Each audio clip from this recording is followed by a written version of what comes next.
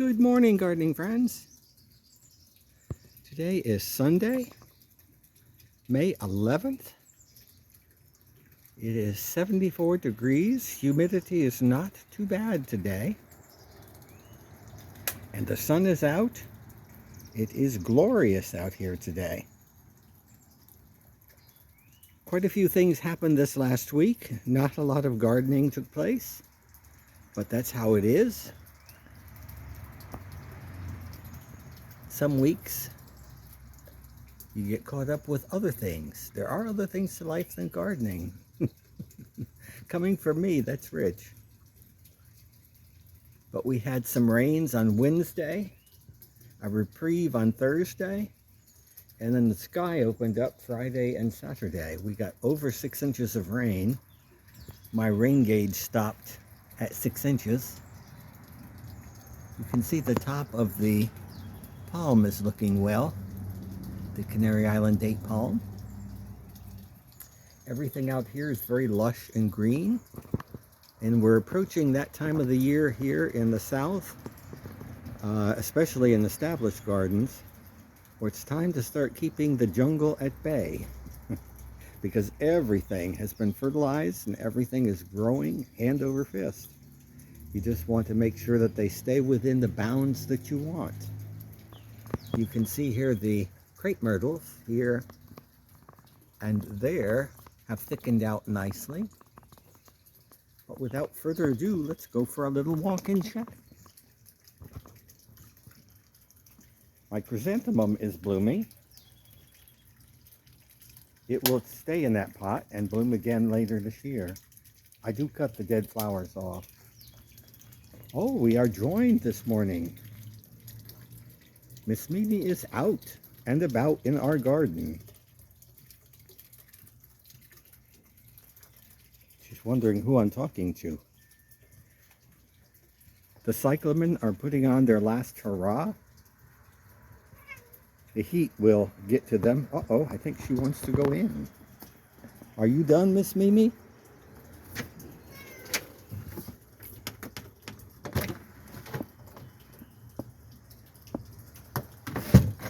Miss Mimi regrets she's unable to walk with us today. Let's see, I was talking about cyclamen. They have really thickened up and bloomed nicely. I haven't had any new pitchers start to take shape yet. There's plenty of buds at the end of each, well, I don't know what to call them, buds. At the end of each one of these tendrils should be a pitcher. But the ones that put out over the winter never developed pitchers. The ones that put out when I had them in the front porch. That is in the Nepenthes. This is the main project for the week. Who's that old man in the window? Got a new storm door. A Larson. It closes well. It's a self-storing screen, so it has a screen on the top. That's what I had, but I had an Anderson, and I couldn't, well, I guess I could have found it, but this Larson looked good and is heavy duty. It's a lot heavier door than the other door that I had. The only bothersome part is I was unable to key it to the rest of the keys that I have. So I have an extra key now, but I don't often come to this backyard. I'll probably install a lockbox. What I do for the odd keys is have a lockbox installed. I'll show you one as we go around the property. I put them next to any structure I might want to get into and not have my keys. Well, this is a flop. My radishes from Fairy Morse are a bust. Not a single radish bulb to be had. However, they still look nice and green, so I'll leave them for a while. My hosta is doing well there. That hosta is new, and it did not like the sun. It's a grayish blue, so the grayish blues tend to like more shade. So it stopped burning by putting it there. Hopefully it will live. Bananas are rising above the needle palm. The vincas are filling in nicely around the fountain. And really spectacular this year is the, I want to call it pampas grass. It's not pampas grass. It is Egyptian papyrus, or as the British say, papyrus. It is really doing well. And this mandevilla seems to like this spot. I see the cats have been here messing around. We did lose a cat this week. At least I'm assuming she's lost. There is Dilly. And we lost a cat. But Dilly brought, I thought Dilly was the male. And it turns out Dilly is not a male. Dilly is a female. And you'll never guess the presents that she bought this week. But the good news is, Dilly is tame. She likes to be petted. And that little bugger is very friendly. I picked him up and he liked being picked up. So the whole family will be neutered together. I just have to find out when that can be. So God gives and God takes away. But that's the trouble with feral cats. They do come and go. I have not seen Oscar in over a month. He has been known to go away in past and just come back every now and then, so. But I have plenty of other cats to fill the gap. Everything here is looking very lush and green. The male cycad is looking strange, but it's coming out. It will not get any other fronds until the cone matures and dies back. So it's going to look kind of stumpy here, but it is what it is. The leaves were too badly frozen this year, so it would have been dead leaves all around that, and I prefer this look. Well, I actually prefer the lush look with the green leaves, but I didn't have that option. My fountains are going. I did bring my friend back to his urologist again this week, which means I augmented my collection of Spanish moths. Whenever I go to his urologist, it's in the part of Mobile where the Spanish moss grows. And I do not pick it off the trees, I pick it off the ground. Spanish moss, once when it hits the ground, will eventually die. And it clutters up their nicely kept lawns and their shrubs and stuff, so I'm sure they don't mind people taking it. But hopefully it will live for a little longer, hanging off of my palm tree. Oh, I see some fruits are starting up here. They already bloomed. Every one of those big spathes has opened up. I think this is a last year stalk up here. Pindo palm is the name of this. Yeah, this one is particularly messy. I have to watch where I'm stepping here. Hopefully you can see the bloom stalk over there. Those will develop fruits. It's also called the jelly palm. The fruits will turn orange. They are edible, although I do not care for the taste. It tastes a little bit like butterscotch. My lady palm is doing well. Coleus have grown hand over fist, and something has nipped the top of that one. Nature has done a little pruning. It's actually kind of a nice combination. You are kind of limited in the colors of your coleus. The yellow angel's trumpet looks like it's being eaten quite quickly. I'll have to put some slug pellets out there. I don't know what's eating it. This has really taken off, the begonia. I discovered that a couple of years ago. This begonia is new, this particular one. However, that pot has had a begonia the last 4 or 5 years. And if you bring them in for the winter, they will winter over in this zone 9A. Of course, I mean, you can leave them outside until frost comes, but you do have to protect them from frost. The nandinas are fruiting, or not fruiting, but they're sprouting again, which was planned. Cycads, tops are developing nicely. David has patched it nicely. I'm tempted. I went to a new antique shop here in town. Happened to see it. It's between me and the Lowe's that I go to all the time. And they had a beautiful pillar, I guess, for putting a plant on, except it had a big chunk of the design missing. I'm thinking I may get it and try to, it was a simple part of a design, just fluting. And I think I could reproduce that with some hydraulic cement. But I don't necessarily like getting new projects, especially with the garage still under construction. I do like to have some calm in my life. Ooh, hit a hole. Animals do like to dig over here. There's an example of one of the holes. So I have to watch where I'm walking. And that's a deep one too. I can guarantee you there are no moles here because of all the cat activity. Although having said that, that's probably a mole hole. Let's see what the blueberries have not turned blue yet, but they will. This is a good shot of the pecan. All that new growth is from this year, everything that's green. And it's overhead now. I'd say it's probably, I was 6 foot, so it's probably 8 foot tall right now.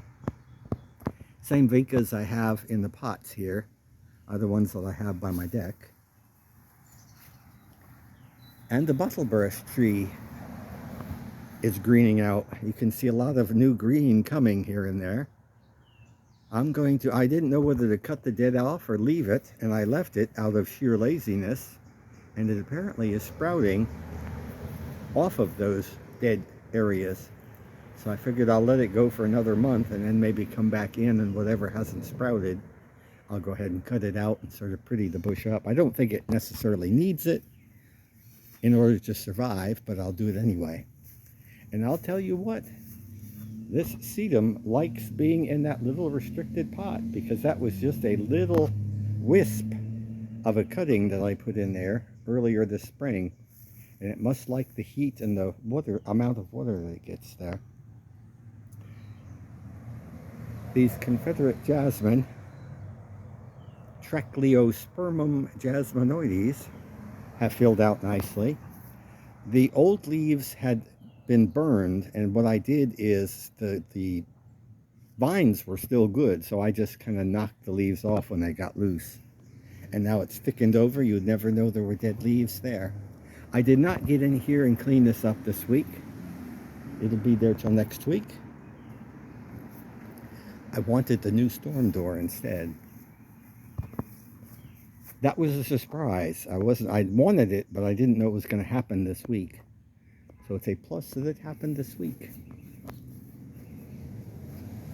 I have an Easter lily fixing to bloom.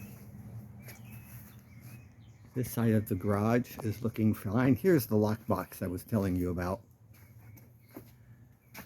I like them because they're idiot-proof.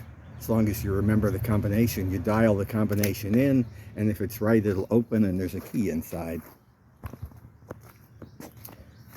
I have one by my gate. I have one in the front porch. Basically everywhere I have ever locked myself out.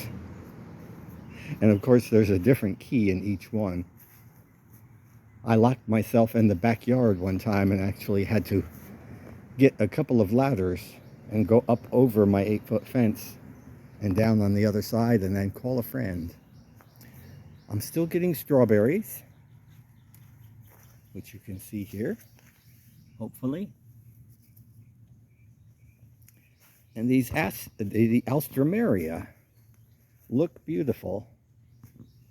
I said I was going to get rid of them, but every time they bloom, I always have second thoughts. I may leave these 2 clumps, but they do spread like wildfire. My rose is doing fine. It's not very tall, but it's doing fine. I am sure it will get tall. Spiderwort is still there.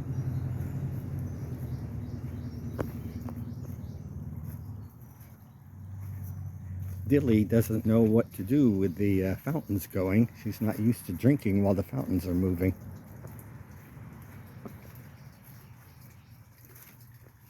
My daylilies, tawny daylilies, are still in bloom, and they will remain in bloom for probably another couple of weeks. My bougainvillea has leafed out and is blooming. For some reason, these 2 geraniums are not as lush as the ones that I have on by the deck. I think it's because they're less sunny. Although this is a southern exposure, they are underneath the trellis and behind the pillars. So that shade must make a difference. Ooh, I'm losing my voice.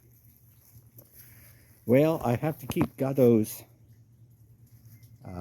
water bowl filled now since the 4 kittens are here, because they can't reach any of the bigger fountains or water clumps that I have.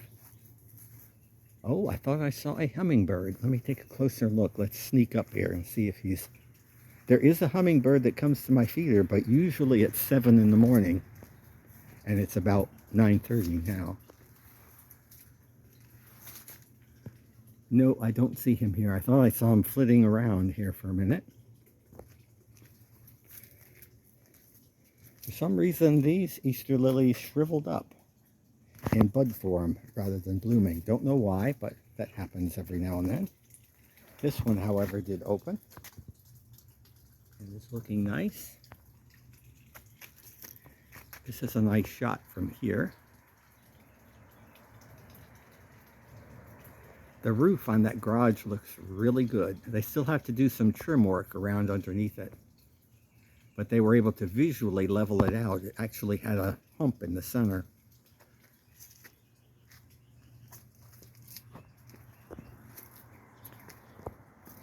A competent carpenter can work miracles. These lilies are just opening up. Fortnight lily, or African iris. I do have to admit, I like the coleus in these pots. I wasn't certain. Coleus is very fragile, and that one had a chunk broken out of it. You can see back here. Pickle, the tortoiseshell cat that disappeared, the sister of Dilly, she was a jumper and a runner. She was always running around in the backyard,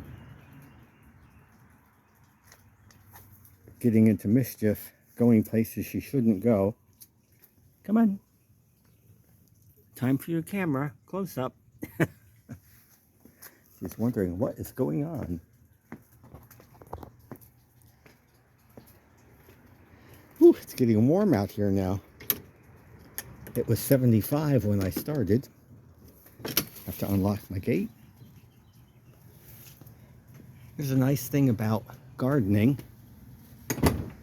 is you can borrow from your neighbor.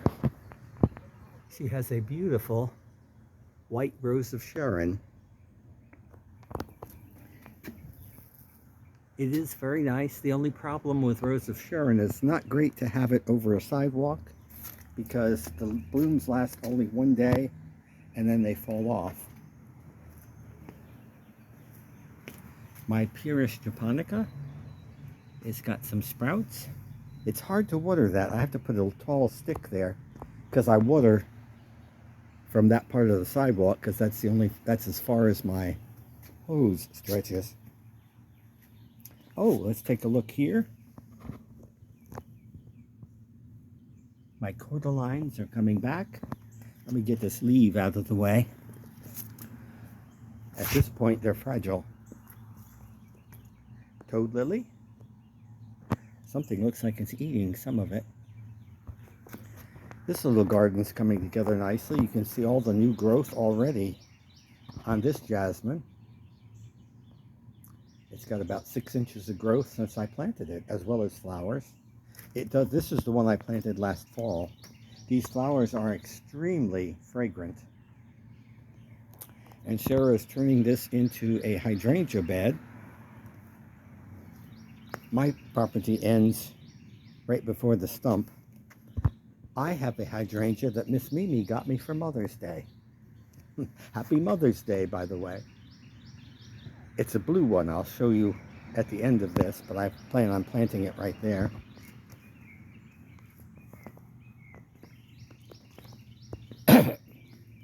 And I was absolutely shocked again. Remember last week I said I thought I bought a blue lily of the Nile? Well, it turns out it is blue.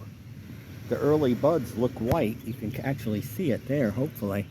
The smaller buds look white, but when they mature, they turn the blue color. And this one has a stalk. Hasn't opened yet. It'll look nice. This geranium loves its life. This is what I got at the new antique shop in town. I love these. I love clay pots, period, but I don't know if you can see the Greek key at the top of it. And whenever you can get a pair of pots, that's always good, so I bought them. I have harvested one tomato already, and I have a bunch more. I don't know what they are because they don't appear to be. They're bigger than cherry and different shape than plum. All I know is I got it from Walmart, and I've got others on the way. It was a very worthwhile $12. Oh, the first beautiful gardenia that you get to see. You can see a bunch of new growth. I had to cut these gardenias back drastically. In fact, I still have a few I have to cut yet. The Australian tree fern has picked up nicely. Still no activity here.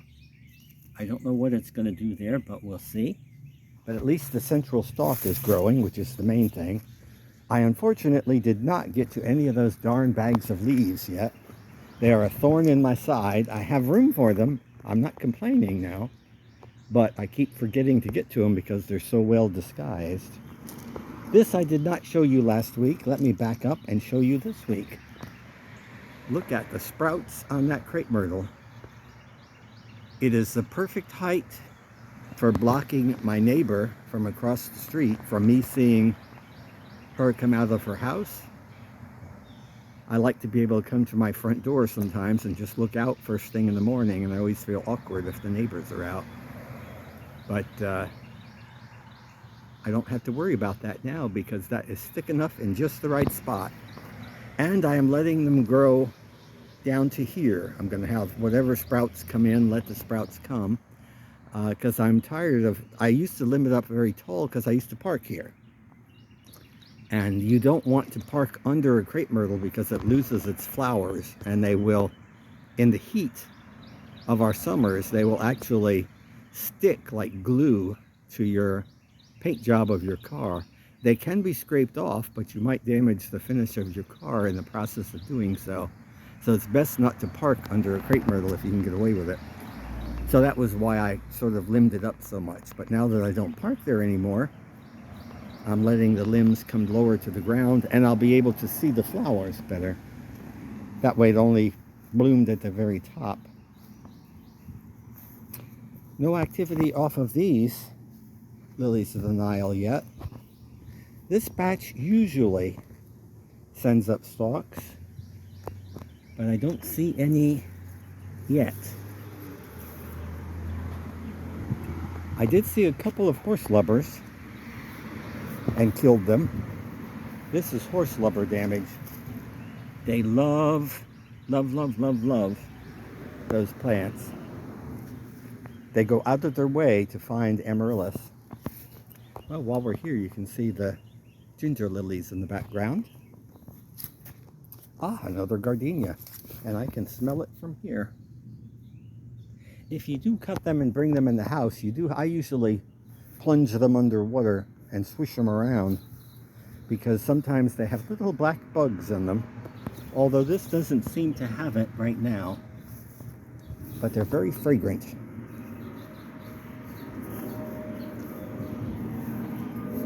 Loropetalum has thickened out nicely. It needs a light trim.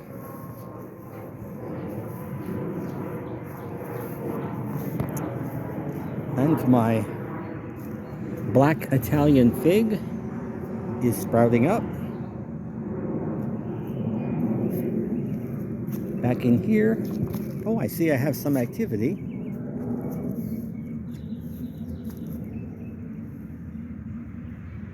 On my frangipani.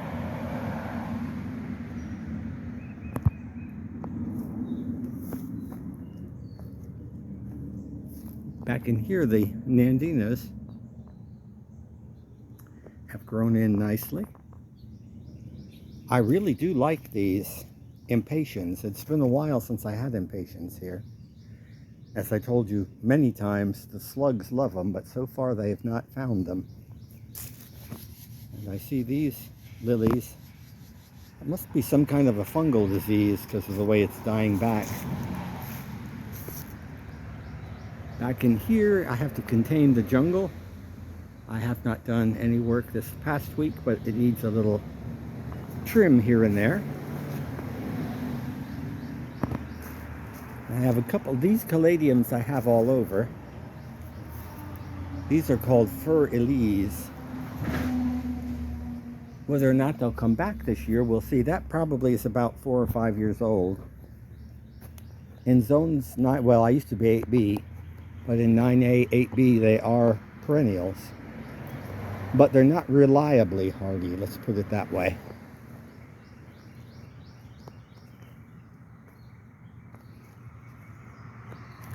Everything looks so lush and green. Almost. Well, almost everything looks very lush and green. Except for my cassia. You see it first? That is a cassia sprout. It has made it. Yay! Well, now there's a cat that's not long for this world. I just saw one going towards the street. Let me see which one it is. Oh, there it is. Oh, that's a wild one. That doesn't eat from me, but it's a male, so it likes to come over here. I wonder why. Oh! While looking up there, I happen to see my milk and wine lilies are blooming.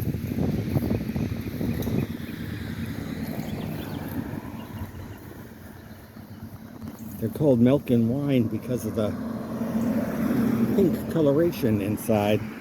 They are very fragrant. They make really good house cut flowers. However, they drip. The flowers drip or ooze a liquid and it gets very sticky. But how many stalks do I have? I have 1, 2, 3, 4, 5, 6, 7, 8, 9. It looks like 9 or 10 stalks.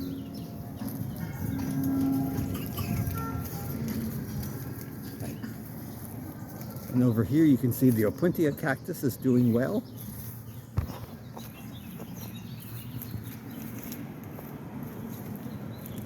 All of the rains, for some reason, took away the flowers on my dianthus. Oh, I've got a flower. That appears to be a flower stalk. As does that. So I may have a few blossoms, not a lot, but a few. Blackberries are still doing well. I have to cut those errant long stalks back. That is where the flowers and fruit for next year are going to arise from. But I don't want them up in the air because they'll grow like 8 foot long. I'll cut them back and they'll get bushy. And they'll still have the fruit, but it'll be closer to the ground.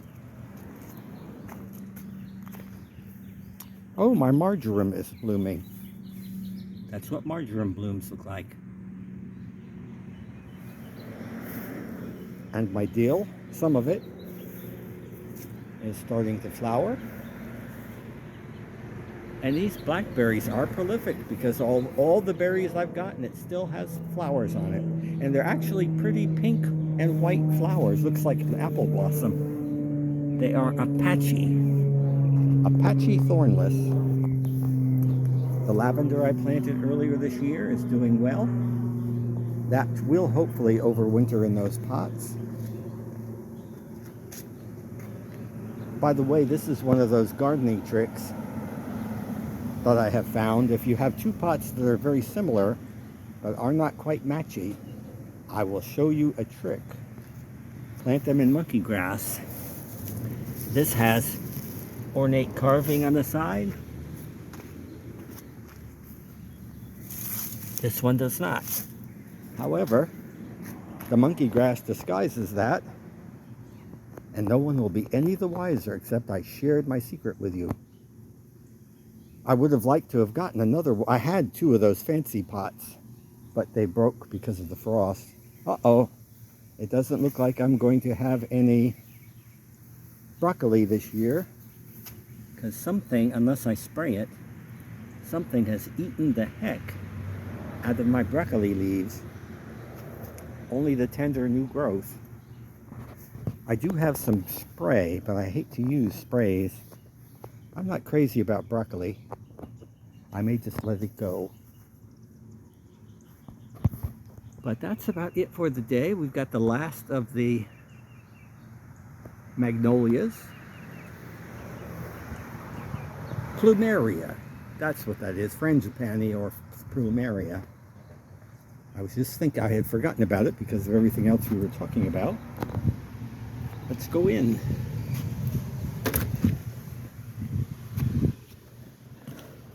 And there is the beautiful hydrangea that Miss Mimi got me. It'll be planted outside. Everything here is very lush. I've done all the cutting. I didn't show you, but in the garage I cut those plants back, the poinsettia that I've had now for 4 years. I had to put my big pants on, or big boy pants on, and cut it down. Cut most of the flowers off, but I'm getting it ready for next year. I want it to get bushy again. Sometimes you have to be hard in order for the plants to do well. Hard-hearted. Here's my torch begonia blooming, and actually one of its offspring blooming as well. Those two pots came from this plant. All the begonias out on the back deck came from that plant. They were cut at different times, so that's why this one looks so pitiful. Why didn't I cut them at the same time? I don't know. Laziness, I guess. Actually, to be truthful, I think this one had some flowers on it, and I didn't want to lose the flowers by taking the cuttings. And the last of the flowers, the African violets, and new growth on the fuchsia. It took a while to find a spot for it. It did not like where the begonia is, so I put it here, and it seems to like that spot. So I'm hoping to just let it stay there all summer long. And how is the bromeliad doing? It's hard to kill a bromeliad. Having said that, I may have jinxed it. No, it's still doing okay, if you can see it back in there. And I cut back my wandering dudes. I have two different types, that one and the more traditional, this one. I didn't show it to you, but I have one of those I put outside, and it's doing well. They do quite well in sunnier locations too. But there you have it for today. I'm going to sit, relax, and do a little reading. I have a horticulture magazine over there. I'm stocking up for a cool day, which is today. Right now it's pleasant outside because the mosquitos are not out yet. But give them another week or two and they will be. Oh, here's what I was telling you about the crepe myrtle. See, when you look out here now, it obscures the view over into the neighbor's yard. as well as these taller trees, obscures the view a little bit. Unfortunately, the view I really want to obscure is the street, but the crepe myrtle was here when I bought the house. It would have been better to have it planted over here, but oh well. But there you have it for today. Let me leave you with a picture of Miss Mimi's Mother's Day present to me. And I wish you all a happy Mother's Day. Until next week, take care.